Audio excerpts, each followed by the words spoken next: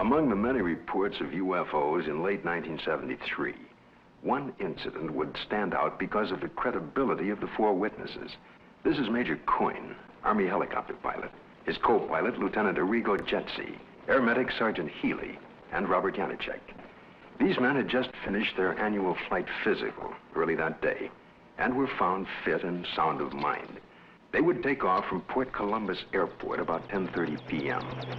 But what was about to follow, and the subsequent report they filed, would put to the test the credibility of these men. Approximately 8 miles east of Mansfield, our crew chief, Sergeant Robert Janicek, observed a red light on the east horizon. Did you gentlemen see the same red light? Yes, I did.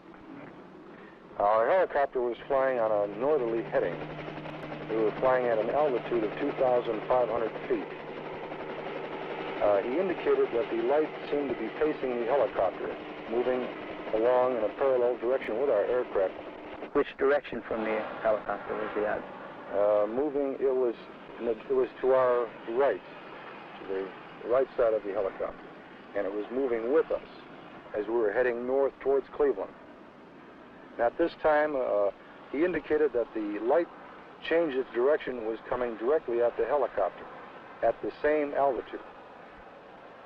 And as the helicopter was maintaining a speed of 90 knots, the object came at a terrific speed from the horizon. We estimated 15 miles. Visibility was reported 15 miles that night. Did you gentlemen see the object at this time, after it had been pointed out by the sergeant? No, not at that time. I was flying left seat or co-pilot, and visibility from that seat from an object approaching from the right is rather limited. So I was having a difficulty seeing the object. And it was for that reason that Major Coyne did take the aircraft or the controls from me. I grabbed the controls from Lieutenant Jezzi because I thought it was going to hit us. I braced for impact. With that, I pushed the collective down to get the helicopter to start to descend. I then looked at the altimeter. It was showing 1,700 feet. We were descending 1,000 feet a minute.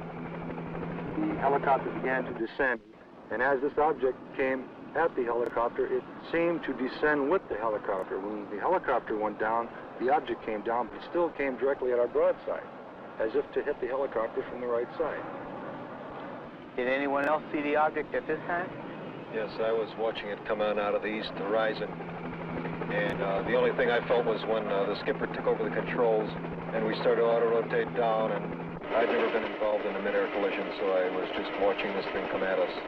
It was at this time a light came, swung 90 degrees from the UFO towards the helicopter, and it came in through the front of the plexiglass, and the entire cabin inside turned green from the light. It was a pyramid-shaped type of light that beamed down and came through the front of the helicopter. How long was your aircraft bathed in this beam? The light that came into the cockpit apparently lasted only for a few seconds, but it was enough time that I observed the red instrument panel lights utilized for night flying to be absorbed by the green lights. Was it possible for you to determine the outline of this object against the star background? Yes, sir. It was a cigar-shaped object, like a symmetrical airfoil with the dome on it. It was a solid object. It was a metallic structure to it.